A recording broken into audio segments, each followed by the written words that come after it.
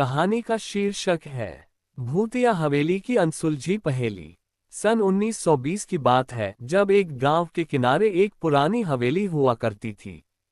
इस हवेली का नाम था कालिया हवेली, जिसे गांव के लोग बहुत ही डरावनी जगह मानते थे। कहा जाता था कि इस हवेली में कोई रहने की हिम्मत नहीं कर पाता, क्योंकि वहां रात होते ही अजीब घटनाएं शुरू हो जाती थीं।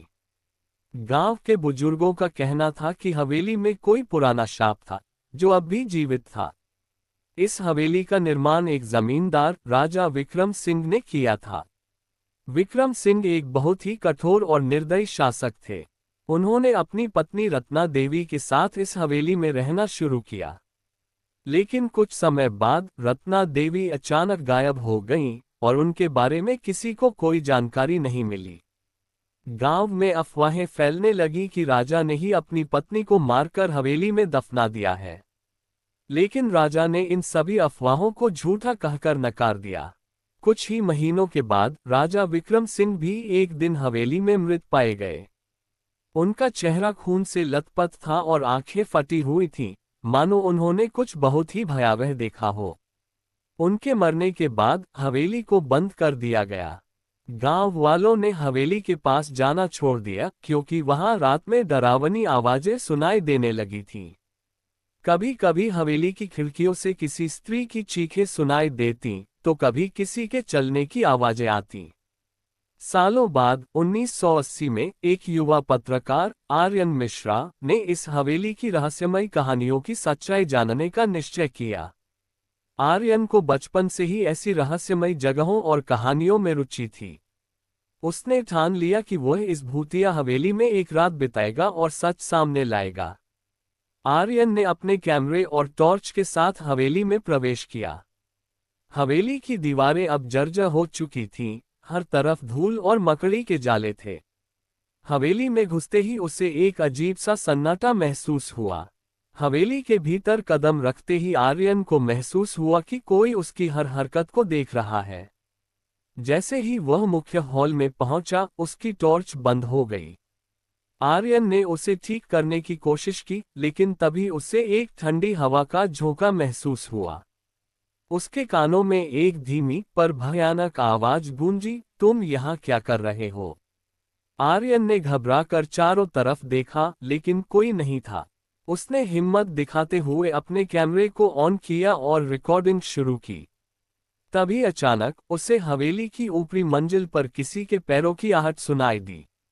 उसने सोचा कि यह कोई भ्रम हो सकता है, लेकिन जब आहट लगातार तेज होने लगी तो उसका दिल जोर से धड़कने लगा। वह सीढ़ियों की ओर बढ़ा और ऊपर जाने लगा। ऊपर पहुंचते ही उसे एक कमरे का दरवाजा खुला हुआ दिखा। आर्यन ने हिम्मत करके उस कमरे के भीतर कदम रखा। ये वही कमरा था जिसमें राजा विक्रम सिंह की मौत हुई थी। कमरे में एक पुराना बिस्तर था जिस पर धूल की मोटी परत जमी हुई थी। तभी आर्यन को बिस्तर के पास फर्श पर कुछ अजीब सा नजर आया। वह झुककर देखने लगा तो उसे वहां खून के धब्बे दिखे जो अब सूख चुके थे। तभी अचानक कमरे की खिड़की जोर से बंद हो गई और दरवाजा भी धड़ाम से बंद हो गया। कमरे में अंधेरा छा गया।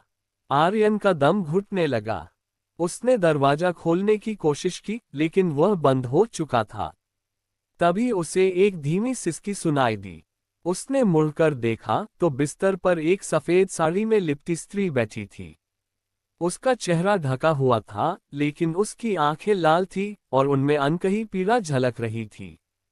आर्यन के शरीर में डर की एक लहर दौड़ गई। तुम यहाँ क्यों आए हो? स्त्री ने धीमी और कांपती आवाज में पूछा। आर्यन के मुंह से एक शब्द नहीं निकला। उसके हाथ पांव सुन्न हो गए थे। स्त्री धीरे धीरे उठी और उसके पास आने लगी। मुझे न्याय चाहिए, उसने कहा। राजा ने मुझे मारा था और मेरे शव को यहीं छुपा दिया था। अब मैं यहाँ कैद हूँ जब तक मेरी आत्मा को शांति नहीं मिलती। आर्यन ने घबराकर दरवाजे की ओर देखा, लेकिन दरवाजा अब भी बंद था। स्त्री उसके और करीब आ चुकी थी। तभी अचानक हवेली की दीवारों से अजीब सी आवाजें आने लगीं।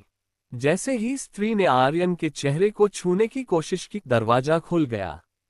आर्यन ने पूरी ताकत से दौड़ लगाई और हवेली से बाहर भागा। वह वापस गांव आकर पूरी घटना को कैमरे में रिकॉर्ड कर चुका था, लेकिन वह अब बहुत बीमार रहने लगा। कुछ ही हफ्तों में उसकी हालत बिगड़ती गई और वह चल बसा। लेकिन उसकी रिकॉर्डिंग को देखकर लोगों ने मान लिया कि हवेली में आज भी रत्ना देवी की आत्मा भटक रही है, जो न्याय की तलाश में है। आज भी कालिया हवेली वीरान है और कोई भी वहां जाने की हिम्मत नहीं करता।